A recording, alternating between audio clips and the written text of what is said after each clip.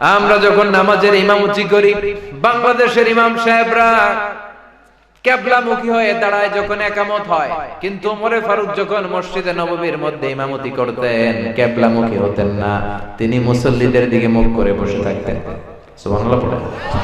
মুসল্লিদের দিকে মুখ করে দাঁড়ায় থাকতেন, হাতে থাকতো লাঠি, ইকামত চলতেছে, লাঠি দিয়ে এই সামনে আসো, এই পিছনে, এই সামনে, পিটায় পিটায় কাতার সোজা করে দিবেন। সুবহানাল্লাহ পড়েন। এখন আমরা কাতার সোজা করি না, কাতারে ফাঁকা রাখি, পায়ের সাথে পা মিলাই না। আল্লাহ বিষ্ণুই বললেন, পায়ের সাথে পা মিলাইলে তোমাদের হৃদয়গুলো মিলাই দিবে কে?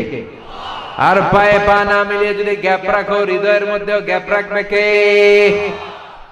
যাদের হৃদয়ে আছে আল্লাহর ভয়, তারা কভু পথ ভুলে যায় না। আল্লাহর প্রেম ছাড়া এই দুনিয়ায় কারো কাছে কোনো কিছু চায় না। রাতের আধারে যারা সেজদাতে